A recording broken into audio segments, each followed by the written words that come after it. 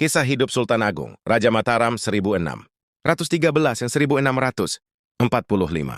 Masa kecil dan latar belakang, Sultan Agung lahir dengan nama Raden Mas Rangsang sekitar tahun 1593 di lingkungan Keraton Mataram.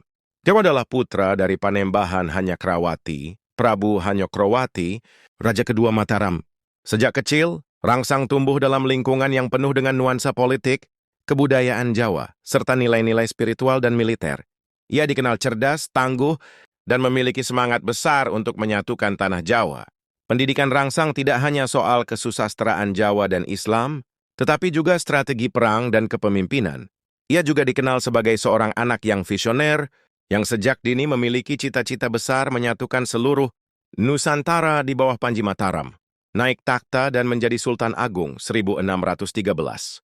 Pada tahun 1613, setelah ayahnya wafat, Raden Mas Rangsang naik takhta sebagai Raja Mataram. Ia mengambil gelar Sultan Agung Anyakrakusuma sebagai bentuk penegasan terhadap cita-citanya, membangun kerajaan besar dan menandingi kerajaan-kerajaan besar lainnya di dunia. Ia adalah Raja pertama Mataram yang mengambil gelar Sultan, menunjukkan integrasi nilai Islam dalam pemerintahan dan ekspansi wilayah. Sultan Agung dikenal sebagai penguasa yang ambisius dan cakap, serta berhasil menyatukan sebagian besar Pulau Jawa. Ia menaklukkan berbagai kerajaan dan daerah seperti Surabaya, Madura, Lasem, Tuban, Pasuruan. Melalui perang dan diplomasi, Sultan Agung menjadikan Mataram sebagai kekuatan politik, militer, dan ekonomi yang dominan di Pulau Jawa. Menyerang VOC di Batavia 1628. Dan 1629, salah satu peristiwa paling terkenal dalam masa pemerintahannya adalah penyerbangan terhadap VOC, Verenigde Oost-Indische Compagnie, di Batavia, pusat kekuatan Belanda di Jawa Barat. Latar belakang penyerangan.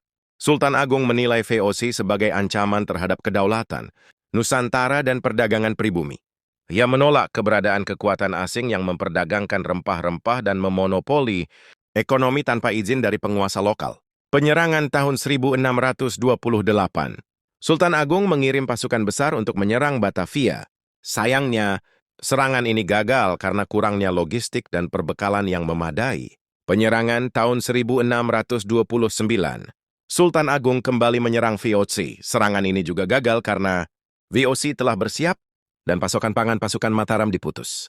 Meski gagal, ini menunjukkan tekad kuat Sultan Agung dalam melawan kolonialisme.